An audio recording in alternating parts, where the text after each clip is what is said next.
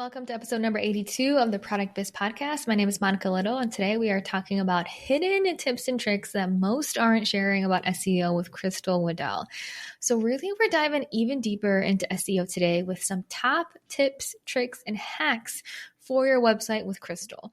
This episode is honestly full of gems of knowledge on how to take your SEO game up a notch, from making your product title between 50 to 60 characters with a special genius tip that Crystal shares on what words to use to fill up all those characters. Also, why you should be on Etsy and all of the platforms to amp up your SEO game, and how to use a Google business listing to elevate SEO further. You're going to walk away with actionable, easy to implement tips that you can put to work today to help you get found when people are searching for products just like yours on Google. And we've had a couple SEO experts on the show who've all shared incredible knowledge, but these tips that Crystal is sharing just literally blew me out of the water because they are so interesting, so unique, things I haven't heard before. So I know you're going to take these tips, implement them, and just be just as excited as I am as we went through this recording. A little bit about Crystal. She is an agile digital marketer, aka she wears a lot of hats, and she's scaling her Etsy handmade business now using Shopify and sharing her journey and lessons learned along the way. She also helps other business owners by training their staff to do the website SEO tasks that generate visibility and sales, which you're going to hear about in this episode as well. But let's bring her on so you can start to hear these tips and tricks and get started with amping up your SEO today. Well, welcome, Crystal, to the Product Biz Podcast. I'm super excited to have you here today. Well, thank you for the opportunity, Monica. I'm so excited as well.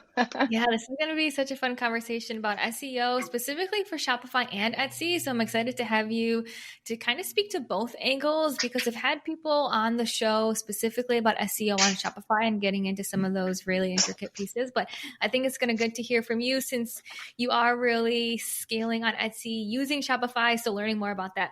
But before we dive in, I would love for you just to introduce yourself. So tell us what you do, who you are, how you got here today, what you teach. The full story. Wow. I'm like, who am I? Well, my name's Crystal Waddell. I am the founder of collagenwood.com, which is a shop that I started on Etsy back in 2014. And it caters mainly to senior night and the idea of senior night gifts and ideas for families. And my big thing is I love to celebrate moms, because when I was growing up, my biological mom left when I was just, like 6 months old or whatever. And I had a couple of surgeries, and, I spent a lot of my life thinking that, oh no, my mom left because I made life too hard for her or whatever. So I looked around and I saw all of these amazing moms, and, I was like, when I grow up, I want to be just like that or whatever. So, that's kind of where all of it came together. And so I just love celebrating moms. Whenever I see a mom just loving her kid and doing a great job, I just want to be the one to go up and be like, bravo, So that's how I started my company. And then through the process of, growing on Shopify, I learned about SEO and just the magic that is the internet. So that's why I'm here to talk about SEO. So. Yeah, I love it. And what a beautiful story of how you started your business and the reasoning behind it. I think it's just great to hear how you're taking, what happened to you and turning it into a situation now where you can really celebrate others. So I love how you really turn that into what you do now. So tell me a little bit more about the actual products that you make. So I love how you said it's for senior night, but give us just some examples of the products that you make and sell. And also tell us, did you get started on Etsy and then you shifted to having an Etsy website and Shopify, or where did you start and where is that now? Okay, so I'll start from the end. When I first got started, I started on Etsy, and part of the reason why I, kind of got upset with Etsy was the main reason I started on Etsy, and it was because I was scared. I was scared to put my name out there, and I thought, well, if it doesn't, if it's not successful, then, it's my Etsy shop. It's not Crystal Waddell that failed, right? But then later on, as I started to grow, I would put things on Pinterest, and on Pinterest, they would send people back to my Etsy shop, and it would also, show all my competitors, some of whom were copying off of me, because senior night is a night in an athlete's career where it's like their final home game. And so, parents, coaches want to do something special. So what I do is I create jersey number collages where I put photos of the kids' athletic career all over their number, or maybe a letter or logo of the school or a giant poster or something like that. And the reason why my business grew was because someone asked for numbers when I started doing this. And originally I had to go to Hobby Lobby or, Michael's, AC Moore, all of the craft stores to get wooden letters, but no one sold numbers. And so I had to start making them. And so now people ask me for the numbers as well. We make like 3.5-foot numbers. I ship them all over the world. So senior night's part of it, but it's also the numbers and stuff now too as well. But yeah, that's why I kind of shifted to Shopify, because I knew that I had a really special product, really unique product with the numbers and the collages. And I knew that, I was the first one because we had to make the numbers. Yeah, I love it. So currently, do you still have your Etsy shop, or have you fully switched to Shopify and now you're only doing things on Shopify? I do have both. I actually sell on Amazon Handmade as well, because Nice. one thing I want your audience to understand is that Etsy, Amazon Handmade, any like marketplace that's out there on the internet, that is a great offsite SEO resource for you.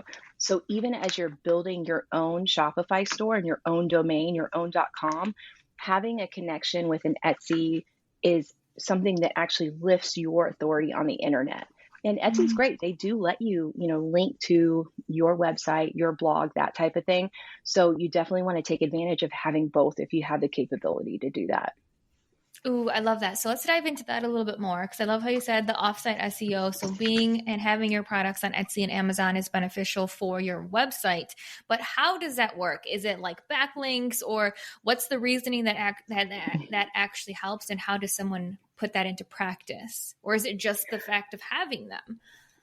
Well, sometimes it could be backlinks. I think the links that come from Etsy are no follow, but even no follow links, they at least show the search engines that they're willing to link to you, even if they're not giving you a direct follow link, so it shows that thread of the web goes somewhere, and that Etsy's willing to, associate themselves with that end of the web, right?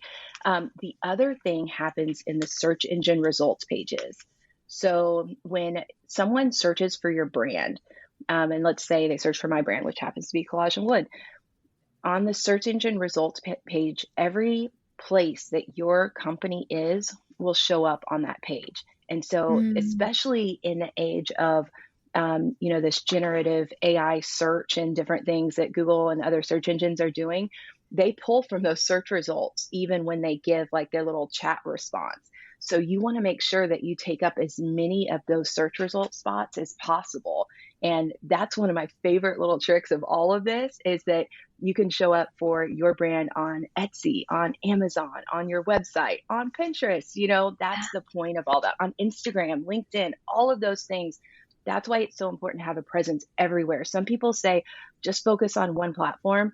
And I'm not saying that the reasoning behind that is wrong, but from an SEO perspective, I say it's wrong, because we need to show up in all of the places in search that we possibly can.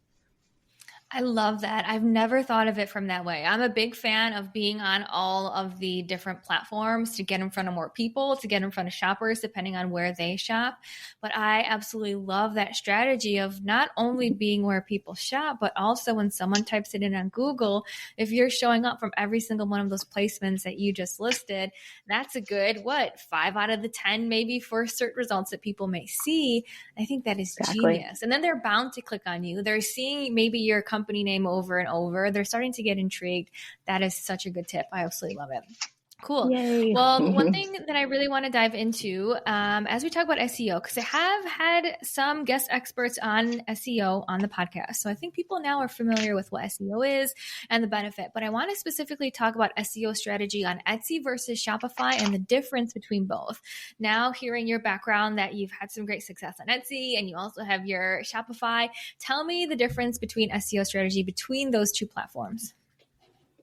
Okay, well, I would first start to say with like Etsy and Pinterest kind of mirror each other in the fact that you can kind of keyword stuff, in the headlines and pretty much everywhere or whatever. That's not how you want to write your, let's say, product title in Shopify.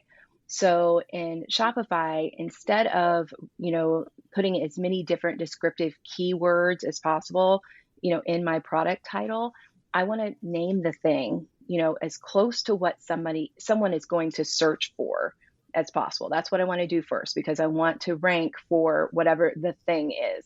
Secondly, and I picked this tip up from a Pagefly webinar a few years ago, and it's absolutely brilliant.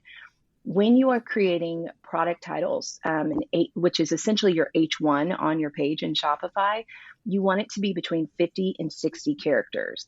And so a lot of times with a product title, it's hard to make it that full 50 to 60 characters, especially without keyword stuffing, right? But here's how you do it.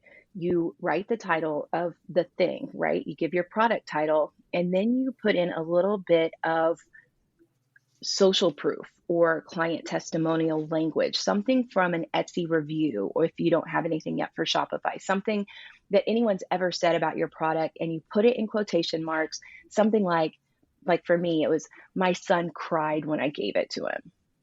You know what I mean? So it's like, here's the senior night gift, and here's the social proof that you're going to love it. So that's a little bit of a difference in terms of like the titles between platforms. And, the essence of the description is about the same, because you want to describe the product. You want to give information on, what it's going to be like to order it, and the process, and then receiving it, and how long shipping takes, and all that type of stuff. All of those things are, they're the same across e-commerce platforms. You're going to need to do those things. But you do have to do your own meta tags and metadata in Shopify. So again, that product title is essentially your H1, which is your meta title in Shopify.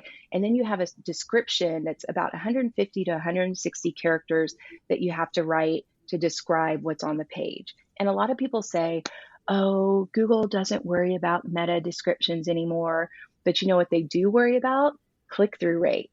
And you know what improves your click-through rate? A good meta description that gets people to understand what they're going to be clicking on once they click on your link in the search results. So, that's how I kind of feel it all goes together. I love it. Okay. And one question I have for you, as you were talking about meta tag and metadata. So you said it's important for the click-through rate. So where does the meta tag or metadata show up for the customer that it leads to a click-through? Walk me through that in a little bit more detail.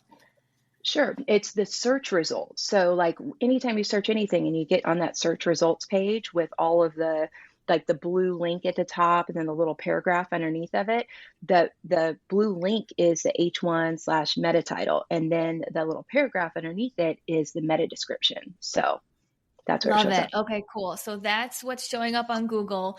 And then if you have accurate information in there that gets someone intrigued and now they click, then that's helping the algorithm on Google to actually get seen to more people. So what do you recommend for people to have in that paragraph that's in there? And what is that actually called? Is that meta description? What is that called that's going on Google underneath the title? It's called a meta description. Meta And description. one thing And one thing that's really important in Shopify, this happens to most of the Shopify stores that I've audited or helped people, kind of revamp what they did. The most common error that I see is like with a product page, people will copy the product page because there's so much of the same information that's going to go from page to page, right? Maybe. I don't know, but we think so, right? We think we're going to save ourselves time. But what ends up happening is we end up not only copying the page, but the metadata. So we're copying the page title and the meta description. So we want all of our meta descriptions to be unique to the page that they serve. And, whatever your keyword is that you're trying to win, that product keyword that you're trying to win, it should go at the beginning of the meta description in a natural way. And then you just have to write like you're talking to a human. Like if someone came into your store and they were interested in a product, what would you say about that product? You wouldn't talk like a robot, Right. You would say, this is what you're looking for and we've got it. And here's why you're going to love it. You just want to kind of present it that way. Yeah. Okay. And one thing that you said is that this meta description should be unique for each page. So when you say page, Mhm. do you also mean for each product, right? So for Each every single product, yes. product. Okay, cool. And then you mentioned knowing the keyword that you want to win, that you're trying to win. So can Mhm. you talk me through what if someone doesn't know what keyword they're trying to win? Is there a method to this, or is it just the category of product that you sell? What advice do you give to that? Oh, this is my favorite thing. This is when I learned about SEO, the next thing that I learned about was keyword research. And that is the foundation of a well optimized Shopify store. So when you think about what keyword do you want to win, you have to also consider what are your customers calling the thing you sell. And again, a great example for me was, I tell you, I make photo collages. Collage is not really a natural word. I mean, maybe it's a natural word for people who use Instagram or social media to like create different picture graphics or whatever, but it's not a natural word, and it's not what people use to describe what I sell. They say something like pictures on wood. Now, I'm not saying that you have to completely change your product title to reflect that, but you do need to keep that in mind as you're creating your product title, your product description, and the meta description, because it's what are people actually thinking they're looking for when they're looking for your solution or for your product. And so, Mm-hmm. even just going through Google and looking is, a great start. I asked my husband, I remember we were sitting in a mall in Raleigh, North Carolina, and I was like, give me the words that you would use to describe this. And he did. And that's how I started. And I still have that spreadsheet. I still use it to this day to create Pinterest pins and different things like that. But if you want to go a level up, the next best resource that I would give you is something called Keywords Everywhere. And there is a fee to it. I think it's like $10 or $15 for 100,000 keyword searches or whatever. This is something that if you go in with an open mind, I think you will have your mind blown, because what it does is you put in the word that you think people are searching for, and then it will give you a bunch of different related keywords. And from a product seller perspective, it not only has given me additional keyword ideas and product name ideas, but content ideas as well. Mm-hmm. Because once you know what people are searching for, it's a lot easier to create content around that thing. Oh, I love it. Such good advice. And Keywords Everywhere, is that a website? Is that an app? Where do people access this? It's a website. You can go to keywordseverywhere.com. It's a plugin Beautiful. for Google Chrome or Firefox or whatever browser you happen to use. And there are some other free tools as well, but Keywords Everywhere, I'm just going to keep it simple and say, go there. Yeah. And how you explained it is you pretty much type in the type of product that you're selling, and it's going to give you other words that people are searching for similar items or other questions they're maybe searching for specifically on Google. Is that the output that it gives you? Yeah, so what happens is you just type in a regular Google search, and then Keywords Everywhere populates on the right side of your browser. And so you get to Ooh. see what shows up in the search results, but then Keywords Everywhere has all of these different suggestions for you. So, Yeah. and something that we don't understand, I don't think, when we very first start doing keyword research, is this concept of search volume and keyword difficulty. So I'm not so much concerned with search volume as I am with search intent and the relevancy, because it's like, just because something might be related to photo gifs or whatever doesn't necessarily mean that it's my particular photo gift. So I want to get as specific as possible, using the words that people use to actually search for those things. So search volume is the average number of times a particular keyword or term is searched per month on average. And search difficulty is how hard it is to actually rank for that particular Mm. keyword. And there's lots of different factors that go into that. But the sweet spot is to find a word that has the highest search volume with the lowest difficulty. Mm-hmm. I love And it. that's where you can rank the fastest. Beautiful. That is such a great Mhm. tip. And I think I want to take that tip that you just said back to what you were talking about, the product title. And I have one question to ask you here, because I love how you said your product title on Shopify should be between 50 to 60 characters. But if you have like the name of your product or what it is, that's not going to be the full 50 to 60. So for you to add in text from a review in quotation marks, love that tip. Now, when we're talking very like fundamentally on Shopify, does that mean when someone goes to your shop page, if you have something that says shop our all products, then if there's images of every single product, it's going to say that in the title for that product too, like photos in wooden block, and then it's going to have the quotation mark of my son cried when I gave this to him. Does that actually show up on your Shopify website too when people are looking through your entire category? Well, it depends on your theme because, Okay. some themes are going to, say these things are going to show up or whatever. But if you have a theme that shows the title with the product, which pretty sure mine does, yes, that's going to show up there. So for each Cool. product. Okay. And you don't see any issues with that from like a customer point of view if they're on there on your shop page, just viewing everything? It hasn't led to any just like friction or anything with them clicking through. I guess my question is finding that balance between SEO and also having your website be super user friendly. But if you say this Yes. doesn't lead to any user friction, then that's cool too. So what's your take on that? Well, and I love that you brought that up because user experience is an essential part of SEO. So, and honestly, from a user perspective, it's the human to human connection that Mhm. makes that less friction, or more frictionless, right? Because when Yeah. I'm searching for the perfect gift for my son, and I don't know really what it is, I don't even know what I'm looking for. I may not have ever heard of a senior night gift, but when I see gift for senior night, my son cried when I gave it to him. I'm like, I don't even know what that is, but that's what I want. You know what I mean? Because that's how I want my son to feel when he receives this Mhm. thing that I'm giving him. So the social proof is so powerful. It does, in my opinion, I don't think that it can ever be detrimental to a click through. It's only going to enhance and encourage someone and make them feel more confident and secure and safe. And like, I don't know this product, but I like how this product is making me feel. Yeah, I love it. I think that's genius. So how does You know? someone, when they start to implement some of these tactics, how do they check if it's actually working? So are there any metrics on Shopify or anything like that that show your SEO, your clicks from Google, or how do you know if this is working or not? Well, my number one way to tell if it's working is if my sales are going up, So Yeah. it's like as the revenue goes up, that's one way to tell that it's working.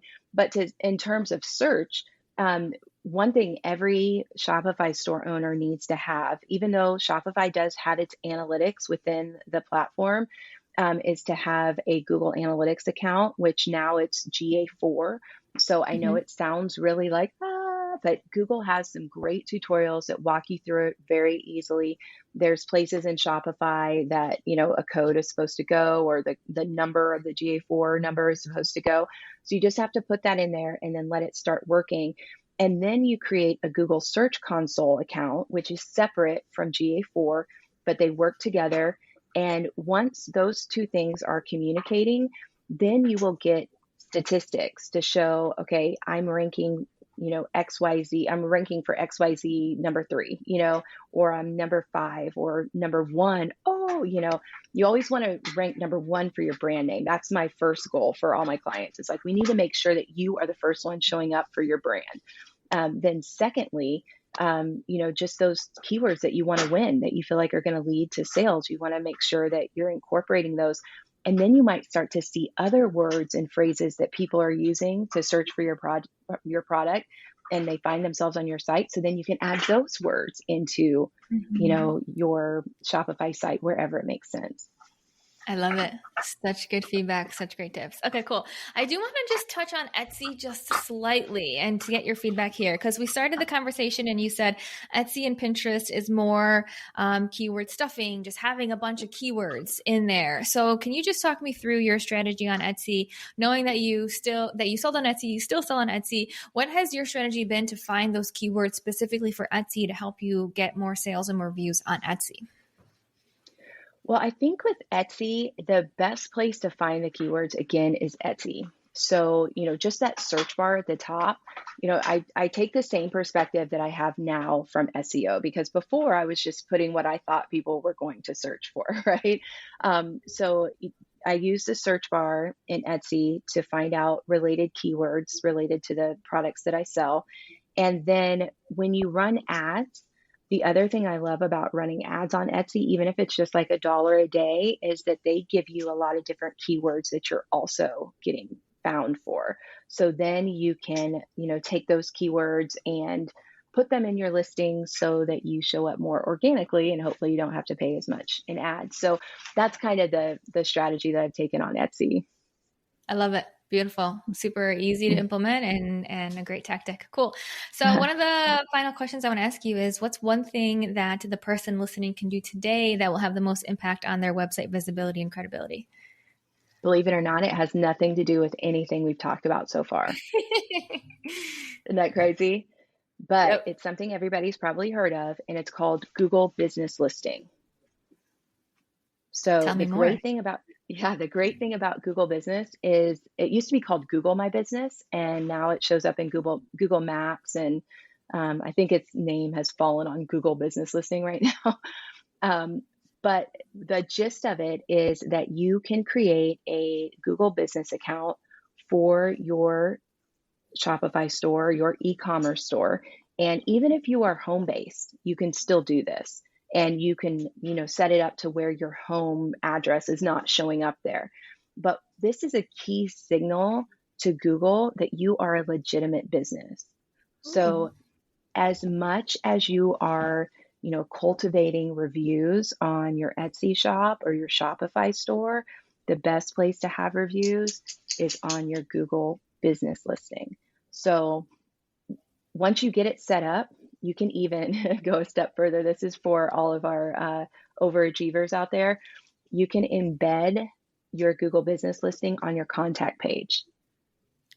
And it's a link, a natural link, obviously, between, Google, your site, and the rest of the internet that just establishes your authority. And it's just such a powerful SEO tip. I hope everybody takes it and implements it like this week.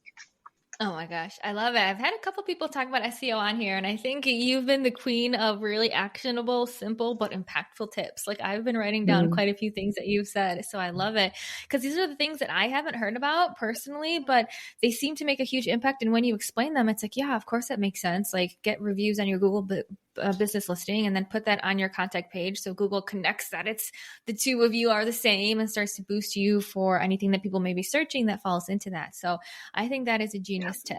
Now, one thing I want to dive into is, I know that you help other business owners by training their staff to do the website SEO tasks. Because I think a lot of times when we hear SEO, especially with people who are super creative that are making handmade products, the business side of things, I say this all the time, is probably the most intimidating or just the hardest, because we're so creative on the other side of the brain. So I love hearing that you actually train people's employees and you train their staff, because that helps to get it off their plate so they can actually stay in their zone of genius while the SEO is still taken care of. So talk me through how that actually works, because I am just so intrigued on what you do. Okay, so there's a couple different ways that it's going to work in the future, but this is how I've done it in the past. So no matter what, it always starts with strategy, because trying to implement SEO without a strategy is not much better than not doing SEO at all. Because my friend B, she always says, you're going to have an SEO strategy whether you mean to or not, because whatever you have, words on your website, that's what Google's going to pick up that your site's about, right? But we can be more strategic, and we can really focus on keywords that we want to win, that are going to drive more business. So that's step one. We create a strategy, and we create a strategy together, because no one knows your business like you do. And so I would really encourage anybody who's listening, if you ever have someone reach out to you in a cold email that says, hey, I can do your SEO and I can do this and this and this, you know what? I would not go with that person, because you need to have a very important voice in this SEO strategy. I'm going to give you an example of one Shopify store owner that I helped, that it was just heartbreaking, because she came to me after spending a few $1,000s with a developer for her store. And a lot of times people think, okay, when I'm getting a developer, or, I'm getting a website, it's going to come with SEO. SEO is a separate practice, if you will, in the computer world and or the internet world. And unfortunately, when I went in to help her with her SEO strategy and just kind of see where she was, her SEO was set up for a jewelry store and she sold Mhm. candles.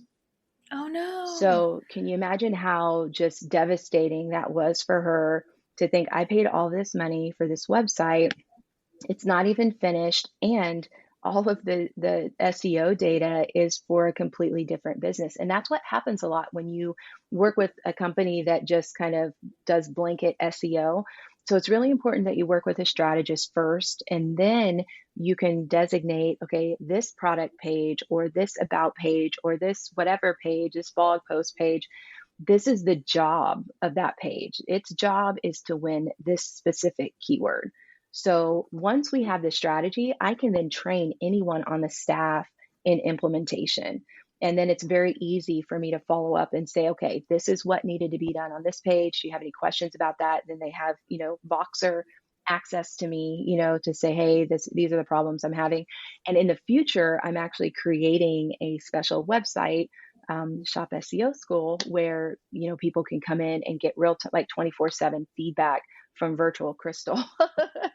So it's going to be pretty cool. But yeah, that's how it's worked in the past, just helping people out and, helping their staff feel supported as they do that. Because Mhm. SEO is an ongoing process. It's not going to be, oh, I got my SEO done. It's Mhm. ongoing. Keywords are evolving, changing. You should be creating content. You'll probably create new products. So SEO is an ongoing thing. And it's good to have someone on your team kind of dedicated to just, checking on things every once in a while. Yeah, I love it. Sounds like an awesome service. So share with us where people can continue to get to know you, to hear from you, to learn from you, any other services that you offer. Where can people stay in touch? Awesome. Thank you so much, Monica. I appreciate you having me here today. I love to be over on LinkedIn. I was scared of LinkedIn for a long time, but then I realized, oh my gosh, I know as much about SEO as a lot of these people. So you can find me on LinkedIn. I'm also on Instagram. I'm on every single platform at Knowledge Vomit. So yeah, let that one sink in. But at Knowledge Vomit, you can find me wherever you are. And of course, my website is crystalwaddell.com if you're interested in SEO strategy or Shop SEO School. Awesome. Well, thank you so much, Crystal. This was such a great conversation and just love picking your brain and hearing your insights and hearing the awesome tips that you had to share. So thank you so much for being a guest here on the Product Biz podcast. Thanks for having me.